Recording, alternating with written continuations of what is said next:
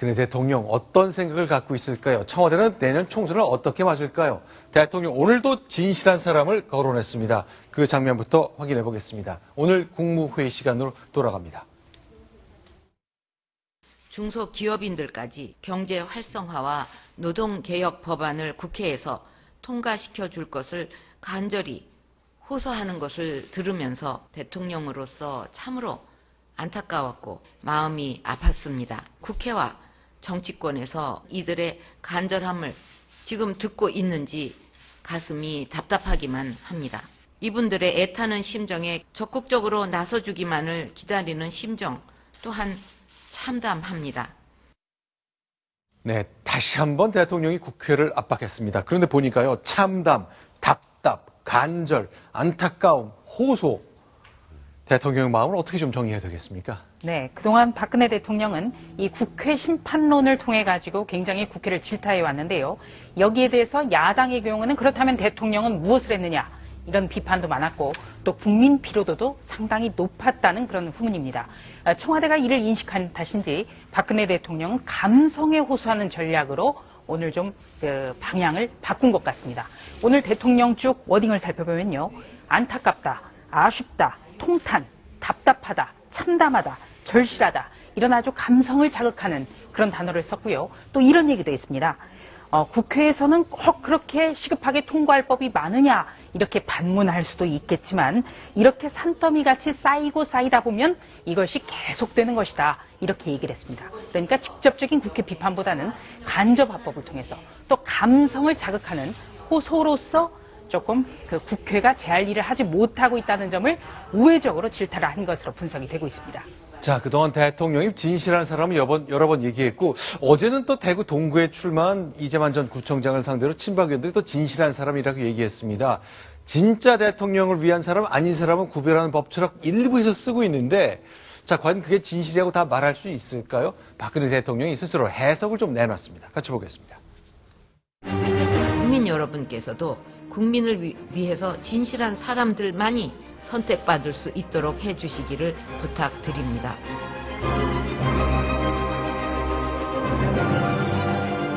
옛말에 들어갈 때 마음과 나올 때 마음이 한결같은 이가 진실된 사람이라는 말이 있습니다. 그것은 무엇을 취하고 얻기 위해서 마음을 바꾸지 말고 일편단심의 마음을 가져야 한다는 말이기도 합니다.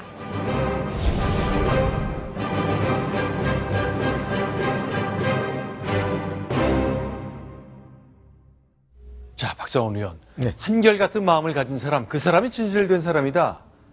어디 들어갈 때와 나올 때 다르면 안 된다. 어떻게 보셨습니까? 일단 형식적으로는 네. 이제 총선에 출마하게 될 물러가는 그 5명의 정치인 장관들을 네. 어떤 지칭하는 형식으로 한결같은 이가 진실된 사람이다라는 표현을 했습니다만 물론 저분들이 최경환 경제부총리를 비롯해서 네. 저런 장관 출신 의원들이 가서 대통령과 함께 일할 때의 그 마음으로 네. 어떤 법안 처리라든지 어떤 또 각종 그 현안에 대해서 확실하게 청와대 대통령의 입장을 지지해주고 적극 앞장서 달라는 당부가 1차적이겠습니다만은 네. 근저에는 바로 그러한 마음을 가진 사람들이 진실한 사람이다라는 것을 여권의 지지자들에게 호소하면서 당내 경선에서부터 그리고 또 본선에서 적극 이런 사람들을 지지해주고 진실하지 못한 자기하고 같이 함께 했었지만은 네. 그 뜻을 달리했던 유승민 전 원내대표 네. 등등을 비롯해서 이런 분들과는 좀 구별해달라 네. 이러한 청구 취지인 것 같습니다. 네, 그러니까요. 시체말로 이렇게 얘기했잖아요. 화장실 들어갈 때랑 나올 때는 사람들 생각이 달라지는데 지난번 3년 전, 4년 전 총선 때 대구 지역 공천 박근혜 비대위원장이 다 했다고 믿고 있잖아요. 네. 그럼 그 사람은 내 뜻을 계속 따라줬으면 좋겠는데 유승민 원내대표랑 많이 가까워져서 내 생각과 달라졌다. 이런 걸 지적하고 싶었던 것 같은데 이번에 새로 이제 출마하는 장관들도 그 자리에 있었잖아요. 네. 그러니 국무회의 때 나와 있었던 그 생각을 잊지 말아야 한다. 그런 얘기인가요? 네, 그리고 또 한 가지는 네. 이제 진실한 사람. 대통령이 우회적으로 이 사람들에게 대한 국민에게 지지를 당부한 것일 수도 있고요. 네. 또 이분들을 향해서 당에 복귀하더라도 나의 뜻을 헤아려서 나의 뜻에 맞는 그런 행동을 해달라라는 네. 이른바 박심단속으로 읽혀지는 대목이 많습니다. 네, 자 지금 보시는 장면 대구 지역에 출마했던 현역 의원들 싹 배제한 채 방문했던 추석 무렵의 대구시장인데요. 자, 저 장면 때문에 대구 지역 의원들이 간담이 서늘했었습니다. 자, 대통령 오늘도 지방 행사인데 그건 잠시 후에 좀 이어보기로 하고요. 이렇게 대통령이 계속 국회를 압박했습니다. 그러니까 야당에서는 좀 심기가 불편했을 것 같은데요. 이 국무회의 직전 상황 회의 때 야당 원내대표는 이렇게 얘기했습니다. 역시 그 장면도 같이 확인해 보겠습니다. 과거 독재 정권이 안보 불안 심리를 악용하는 선거용 북풍 공작을 펼쳤다면 박근혜 정권은 경제 불안 심리를 조작하는 경풍 공작을 전방위적으로 펼치고 있습니다. 그러나 국민이 바보입니까? 저희가 부득이 X신이라고 처리할 수밖에 없었던 좀 비속어인데 국민이입니까? 국민이 바보입니까? 자, 이런 평가를 좀 내려주시기 바랍니다. 자, 그 대통령이 국회를 향해서 어떤 입법을 촉구하는 이런 것이 자주 잦아지면서 이것을 정치적으로 이용하려는 거 아니냐, 선거에 대통령이 네. 너무 개입하려는 거 아니냐라는 의구심을 사실 야당이 가질 수 있고 네. 문제제기를 할 수는 있습니다. 그런데 오늘 저 표현은 굉장히 지나쳤다고 보는 것이 첫째, 네. 이종걸 원내대표식으로 얘기하면 현재가 그러면 경제가 안정돼 있습니까?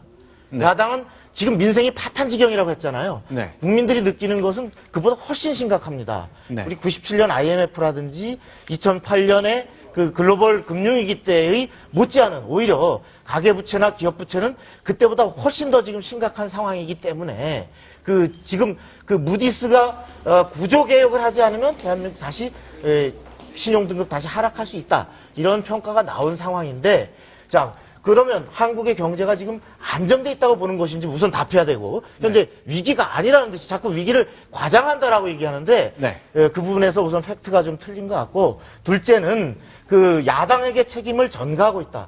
이 부분은 일정 부분은 야당으로서 그렇게 느낄 수 있습니다. 네. 그런 지적이 일부 가능하지만 그러나 야당이 과연 그러면 현재의 경제 상황 타개를 가로막는 네. 게 전혀 없느냐? 네. 그렇지 않다고 느끼는 국민이 많습니다. 네. 그것은 바로 새정치연합의 현재 지지율을 입증하는 겁니다. 네. 많은 중요한 경제활성화 법안 그리고 시급한 위기를 극복해야 될 구조 개혁을 할 수 있는 이른바 원샷법과 같은 법안 네. 그리고 안보 위기가 닥쳐오는데도 테러 방지법을 만들자는데 이것을 국정원 강화 법안이라고 계속 반대만 하는 이런 야당에 대해서 국민들이 고개를 갸웃거리고 있는 상황인데 이것을 야당에게만 책임을 덮어 씌우고 있다라고 할 때 그 부분은 절반만 맞는 거 아닌가 이런 생각도 듭니다. 네. 네, 청와대와 새누리당이 그동안에는 계속 경제 위기를 얘기하면서 정의화 국회의장에게 쟁점 법안을 직권상정으로 처리해야 된다. 이렇게 압박을 해왔습니다. 네. 그런데 이 이유야 어찌됐든 간에 무디스가 우리나라의 신용등급을 최고치로 조정을 하면서 네. 청와대와 새누리당도 굉장히 당혹스러움이 드러났거든요. 네. 그럼에도 불구하고 여기에 대해서 새정치민주당, 야당이 막말성 논란을 야기시킨다면 그 청와대와 새누리당이 오히려 굉장히 득을 보게 되는 거죠. 네. 그게 참 아쉬운 부분입니다. 이종걸 원내대표가 어제 이제 지난 일요일 날 문재인 대표가 그 어르신들은 왜 자신들이 가장 피해자면서 대통령을 지지하느냐, 그분들은 뭔가 세상을 바꿀 의욕이 없는 것 아니냐라는 말 했을 때 정치인이라면 얘기를 하는 것이 어떻게 해석될지를 잘 좀 생각해야 된다는 일침을 놨는데 자, 똑같은 논리가 자신에게 적용될 수 있는 상황이 하나 생겼습니다. 자, 그러면 이제 텅 빈 지역구 의원들을 못 간 대구시장을 모습을 보셨는데 오늘 대통령이 경상남도 지역 방문했습니다. 이제 새로 고속도로를 놓은 건데 그 내용 보면서 역시 지역 정치 얘기를 좀 나눠보겠습니다. 자, 지금 보시는 장면은요. 대구와 광주와 대구를 잇는 고속도로 확장했는데 개통식에 참석한 모습이죠. 네, 오늘 오후에 박근혜 대통령이 이 광주와 대구 고속도로 확장 개통식에 참석을 했는데요. 네. 광주 대구가 지금까지는 왕복 2차선이었습니다. 네. 그런데 왕복 4차선으로 늘어났고요. 그동안 중앙분리대가 없었기 때문에 교통사고가 끊이지 않았었는데 이런 부분도 보완을 했습니다. 이 네. 광주 대구 영호남의 어떤 지역 갈등을 치유하는 길이기도 하고요. 네. 또 박 대통령이 이 광주 대구 고속도로를 더 확대하겠다. 네. 이렇게 얘기한 것은 대선 공약이기도 했습니다. 자, 그래서 지금 의미가 보시는 것, 있었죠. 예, 1984년 처음 개통됐을 때 전두환 대통령 모습을 봤고요. 지금 이제 정말 한쪽 차선씩밖에 없으니까 왕복 2차선 도로네요. 그러니까 지금 저 상황에서 이제 확장 공사를 시작을 한 건데요. 네. 문제는 이제 광주 대구 고속도로 지금 아까 조준희 차장님 말씀하셨던 것처럼 굉장히 좋은 의미의 고속도로가 돼야 되는데 네. 이름을 저거 앞자를 따서 보면 이제 광대 고속도로가 되잖아요. 네. 광대 고속도로가 되다 보니까 이름이 너무 우스꽝스럽고 네. 또 어감도 너무 안 좋으니까 이름을 좀 바꿔야 되는 거 아니냐는 얘기가 나오거든요. 네. 근데 광주 대구의 이제 경실련 쪽에서는 이렇게 얘기를 합니다. 그 달구벌의 대구 달구벌의 달. 네. 그다음에 뭐 광주 빛고우레빛에서 달빛 네. 고속도로 하는 게 어떠냐. 네. 근데 이제 여기서 이제 국토교통부는 네. 예규상 보면은 이제 사람들이 이해하기 편하게 서쪽에서 동쪽으로 시작과 종점을 하면 광주와 대구잖아요. 네. 그럼 앞자를 따서 광대라고 해야 되고 네. 남쪽에서 북쪽으로 가는 것도 이제 남쪽 지점을 기점으로 하고 북쪽 지점을 종점으로 해서 이렇게 이름을 붙인다라고 하는데 네. 그런데 이제 사실 그 예규에 규정된 거는 국토부가 언제든지 사실 변경을 할 수는 있거든요. 네. 그러니까 이런 부분은 한번 좀 그 귀 기울여 생각을 해볼 필요가 있지 않을까. 달빛 고속도로라는 이름 참 좋은 것 같네요, 저는. 자, 그러면요. 오늘 저희 현장에는 대구 지역 의원들이 좀 참석을 했다 그러는데, 자, 그동안 저 대구 의원들은 저 대통령의 지방 행사 때 잘 못 갔었잖아요. 오늘 좀 일종의 해금이 된 건가요? 오늘 이제 주호영 의원을 네. 비롯해서 네. 류성걸, 김희국, 특히 이제 류성걸, 김희국 의원은 아시다시피 유승민 의원과 유승민 전 원내대표와 이제 가까운 네. 그래서 이른바 물갈이 시켜야 될 의원으로 보고 있는데 이러다 보니까 지난번에 너무 그 정치적으로 이 지방 행사를 대통령이 친박들을 위해서 이용한다 이런 오해를 살 수 있으니까 오늘 그런 부분을 좀 참석시킨 것 같습니다. 네, 알겠습니다. 자, 이번엔 국내 정치 관련된 소식 좀 집중적으로 파보겠습니다. 다음 소식 순위 확인하고 돌아옵니다.